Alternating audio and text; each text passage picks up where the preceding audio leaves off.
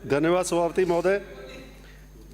मैं बहुत ज़्यादा समय ले लेते हुए मुख्य बातें कहना चाहूँगा। सबसे पहले तो माननीय सभापति महोदय, आपके माध्यम से माननीय मंत्री जी से कहना चाहूँगा कि भरतपुर को एनसीआर रीजन से हटवाने की कार्रवाई की जाए। पता नहीं किस कारणों से भरतपुर को एनसीआर क्षेत्र में शामिल कर लिया गया। अलवर वाले भी डिमांड करते हैं, भरतपुर वाले भी डिमांड करते हैं, और ताज्जुब होता है मथुरा एनसीआर रीजन में नहीं है। और शायद एनसीआर बोर्ड में इसका डिसीजन भी हो चुका है। राज्य सरकार पहल करके भरतपुर अलवर जो रीजन जुड़े हुए हैं, किसानों को, आम आदमियों को बहुत परेशानी होती है और एक पैसे का फायदा भरतपुर अलवर रीजन को हुआ नहीं है। दूसरा मैं कहना चाहूँगा, अभी बात कर रही थी कोटा से आने वाली विधायक महोदय, मैं बिल्कुल कहना चाहूँगा कि कोऑर्डिनेशन नहीं है। अब आप देखिए कि भारत सरकार ने एक संशोधन करके, मैं आपको ध्यान में लाना चाहता हूँ, जियो या जो भी टेलीकॉम कंपनियां आ रही हैं उनको नगर निगम से, जेडीए से एनओसी लेने की जरूरत नहीं है। ये भी इस पर देखें थोड़ा सा कि एनओसी लेने की जरूरत नहीं है, और वो मन चाहे जहाँ खंबे लगा जाते हैं, मन चाहे जहाँ लाइन खोद देते हैं और नई सड़कों को खोद के चले जाते हैं। तीसरा मैं कहना चाहूँगा कि नगर पालिकाओं में भी, नगर निगमों में भी या डेवलपमेंट अथॉरिटी या सभी जगह जनप्रतिनिधियों का प्रतिनिधित्व है।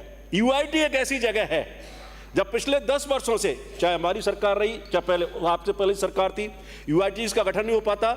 ना तो स्थानीय विधायक की कोई भूमिका होती है, ना एमपी की भूमिका होती है, और अधिकारी प्रशासक जो लगते हैं वो मनचाहे तरीके से काम करते हैं, और बदनाम क्या सरकार होती है। और जो पट्टों की बात चलती है, मैं भी माननीय मंत्री जी आपसे मैं भी बहुत प्रभावित हूं, और आपसे कहना चाहूंगा जो भी दोषी है उसके खिलाफ कार्रवाई करिए, लेकिन पट्टा देने के लिए कौन जिम्मेदार है? आप जानते हैं, जो पब्लिक गवर्नेंस की जब बात करते हैं, जो फाइल मंत्री के पास आती है उससे पहले सेक्रेटरी टू द मिनिस्टर वो रेस्पॉन्सिबल है, उसको वही फाइल रखनी चाहिए जिनको कि पास किया जा सकता है। अदरवाइज हाँ, मंत्री जिम्मेदार होगा जब अगर मंत्री उस सेक्रेटरी की रिकमेंडेशन को ओवर रूल करता है तो मंत्री फंसता है। अगर वो ओवर रूल नहीं करता है, अगर वो सबमिटेड लिख रहा है फॉर अप्रूवल, तो मैं समझता हूं जनप्रतिनिधियों की जिम्मेदारी नहीं है। इस चीज को हम समझते नहीं है। जब इस पक्ष में आते हैं तो इनकी आलोचना करेंगे, हम इधर आ जाएंगे तो हमारी आलोचना हो जाएगी। लेकिन इस चीज को पहचानने की जरूरत है कि मंत्री की जिम्मेदारी तब होती है जब वो प्रपोजल को ओवर रूल करता है, तब मंत्री जिम्मेदार है। अगर एज प्रपोज करके लिख रहा है तो पूरी एग्जीक्यूटिव मशीनरी जिम्मेदारी होती है, जिसको हम ध्यान नहीं देते।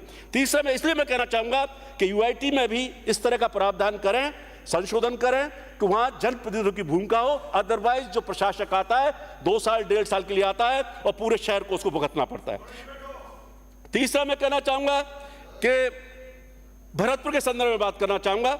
एक तो मैं आपसे अनुरोध करूंगा कि भरतपुर की कोई 15-20 साल पुरानी स्कीम है, 13 नंबर स्कीम, अभी तक किसानों को भूमि के बदले भूमि नहीं मिल पाई है। आधे पट्टे मिल चुके हैं, आधे नहीं हुए, तो उसकी आप जांच करवा करके उसकी कार्रवाई करवा दें। इसी के तहत कच्चे परकोटे पूर्व सरकार ने, प्रशासन शहरों के संग, प्रशासन गांव के संग, मेरा आपसे अनुरोध है इस अभियान को चालू करिए। इसमें सरकार का कोई मतलब नहीं है कौन की सरकार क्या है, आम आदमी को बहुत फायदा मिला।